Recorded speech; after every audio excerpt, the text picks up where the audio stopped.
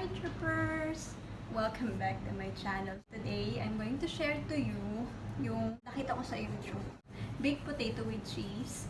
Once ko pa lang siya na-try, pero super sarap niya kasi. So, this is the second time para matikman nyo rin. Napakadali at napakasarap. And let's see kung paano gawin.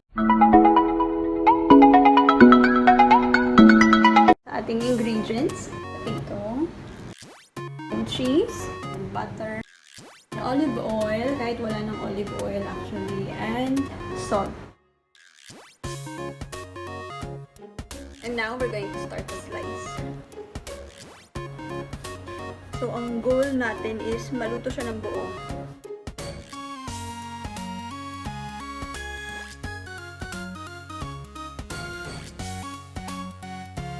So now, magiging ganyan siya.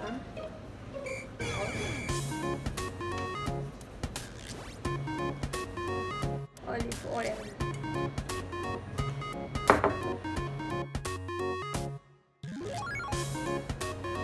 And ibe-bake muna natin siya para maluto ng konti yung patatas. Preheat na siya 180 degrees for 15 minutes. Kahit sa maliit na oven, kung yun lang available, pwede. Now, ito na yung initial baking natin. I'm going to add butter. Magugustuhan nyo to, lalo na yung mga kids. Lalo na pag crispy na siya kasi parang chips. Pero ang cheese na katulad nito, hindi siya madaling matunaw. Ito naman, mainitan lang. At na-melt agad. Lagyan natin ang cheese. Wow! I'm so excited kasi ang sarap-sarap nito nung una ko siyang nagawa.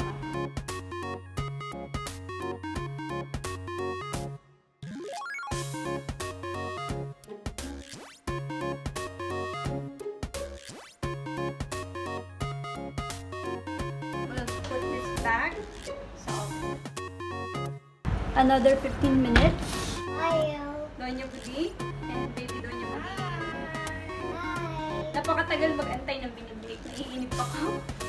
What we did, in-add natin yung mga natirang cheese sa ibabaw niya. Tita Ann, it is ready. It's ready!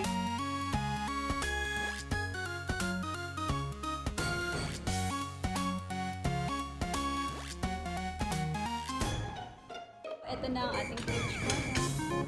This is baked potato with cheese. And we're going to eat now with Doña Foodie and baby Doña Foodie. Hope you like it. Bye! Bye-bye. Hindi siya masyado na crispy. Pero bahala na kayo kung paano siya ipapa-crispy. Pero ang sarap niya. Please like and subscribe!